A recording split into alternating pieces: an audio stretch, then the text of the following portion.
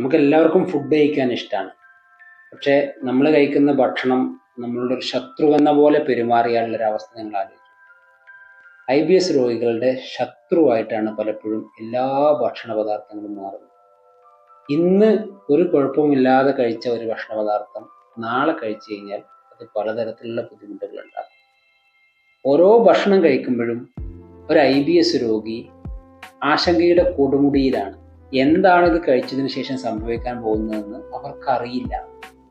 വയറ് വീർത്തിട്ടിലാകാം, മലബന്ധമാകാം, വയറിളക്കാകാം. 2 ദിവസം ആ ഒരു ഭക്ഷണം കഴിച്ചതിൻ്റെ പേരിൽ പിന്നീട് അവർക്ക് ഒരു സ്വസ്ഥതയും ലഭിക്കാനായിട്ട് പോകുന്നു.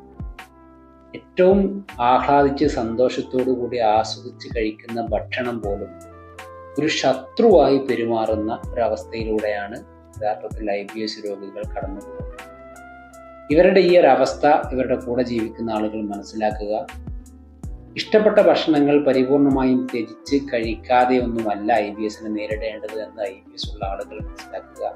ശരിയായ രീതിയിലുള്ള ഒരു ലൈഫ് സ്റ്റൈൽ മാനേജ്മെന്റിലൂടെ, ഡയറ്റ് ക്രമീകരണത്തിലൂടെ, ഒപ്പം ട്രീറ്റ്മെന്റ് എടുത്തുകൊണ്ടും ഈ പറയുന്ന സ്ഥിതിയിൽ നിന്നും പുറത്തു വരാൻ നമുക്ക് കഴിയും.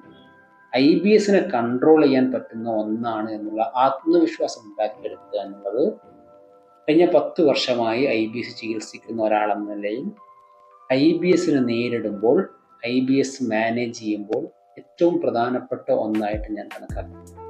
IBS വന്നു എന്നുള്ളത് കൊണ്ട് ഇനി ഇന്ന ഫുഡുകൾ മാത്രമേ കഴിക്കാവൂ എന്ന ഒരു മൈൻഡ് സെറ്റ് അല്ല വേണ്ടത്. മറിച്ച് ഞാൻ IBSനെ കൺട്രോൾ ചെയ്യാൻ പോവുകയാണ്, ഏത് ഭക്ഷണം കഴിച്ചാലും എനിക്ക് ബുദ്ധിമുട്ടുകൾ ഉണ്ടാകാൻ പോകുന്നില്ല എന്ന ഒരു ആത്മവിശ്വാസം വളർത്തിയെടുക്കുക, IBS രോഗിയിൽ ഉണ്ടാക്കിയെടുക്കുക എന്നുള്ളത് IBS ചികിത്സയുമായി ബന്ധപ്പെട്ട് ഏറ്റവും പ്രധാനപ്പെട്ട ഒരു കാര്യമാണ് എന്ന് മനസ്സിലാക്കുക.